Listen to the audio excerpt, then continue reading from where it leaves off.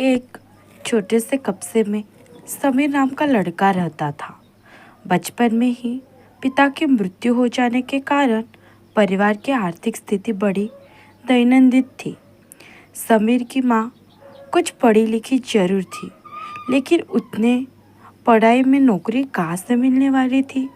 सो घर घर बर्तन मांज कर और सिलाई बुलाई का काम करके किसी तरह अपने बच्चे को पढ़ा लिखा रही थी। समीर स्वभाव से थोड़ा शर्मीला था और अक्सर चुपचाप बैठता रहता था।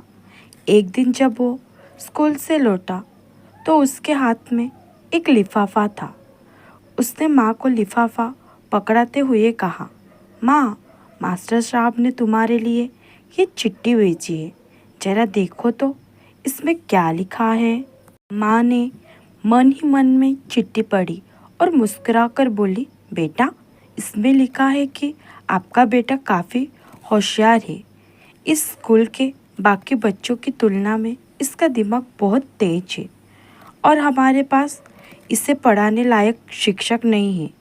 इसके लिए कल से आप इसे किसी और स्कूल में भेजें। यह बात सुनकर समीर को स्कूल न जा सकने का दुख तो हुआ, पर साथ ही उसका मन आत्मविश्वास से भर गया कि वो कुछ खास है और उसकी बुद्धि तीव्र है। माँ ने उसका दाखिला एक अन्य स्कूल में कर दिया। समय बीतने लगा।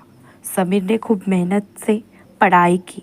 आगे चलकर उसने सिविल सर्विसेज परीक्षा भी पास की ली और आईएएस ऑफिसर बन गया। समीर की माँ अब बूढ़ी हो चुकी थी और कई दिनों से बीमार भी चल रही थी और एक दिन अचानक उसकी मृत्यु हो गई। समीर के लिए यह बहुत बड़ा आघात था। वह बिखर बिखर कर रो पड़ा। उसे समझ नहीं आ रहा था कि अब अपनी माँ के बिना वो कैसे जिएगा। रोते रोते ही उसके माँ की पुरानी अलमारी खोली और हाथ में उनकी माला, सचमा और अन्य वस्तुएं लेकर चुभने लगा। अलमारी में समीर के पुराने खिलौने और बचपन के कपड़े तक संभाल कर रखे हुए थे। समीर एक एक कर सारी चीज़ें निकाल कर और तभी उसकी नज़र एक पुरानी चिट्ठी पर पड़ी।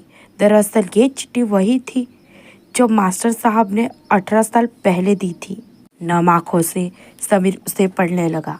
आदरणीय अभिभावक, आपको बताते हुए हमें अफसोस हो रहा है कि आपका बेटा समीर पढ़ाई में बेहद कमज़ोर है और खेलकूद में भी भाग नहीं लेता है। जान पड़ता है कि उम्र के हिसाब से समीर की बुद्धि विकसित नहीं हो पाई है। अंततः हम इसे अपने विद्यालय में पढ़ाने में असमर्थ है। आपसे निवेदन है कि समीर का दाखिला किसी मंदबुद्धि विद्यालय में कराए अथवा खुद घर पर रहकर इसे पढ़ाए। आदर प्रिंसिपल। समीर जानता था कि भले अब उसकी माँ इस दुनिया में नहीं है, पर वो जहाँ भी रहे उसकी ममता का उनका आशीर्वाद सदा उन पर बना रहेगा। भगवान सभी जगह नहीं हो सकते, इसलिए उसने माएँ बनाई है।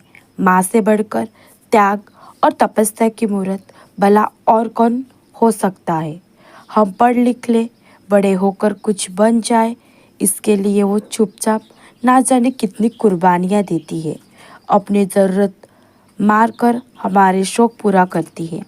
यहाँ तक कि संतान बुरा व्यवहार करे तो भी माँ उसका भला ही सोचती है। सचमुच माँ जैसा कोई नहीं हो सकता। तो दोस्तों, ये कहानी आपको कैसी लगी? अगर बहुत अच्छी लगी हो तो प्लीज़ एक लाइक और सब्सक्राइब करके चला। दोस्तों प्लीज़ मुझे सपोर्ट करना दोस्तों। Thank you so much.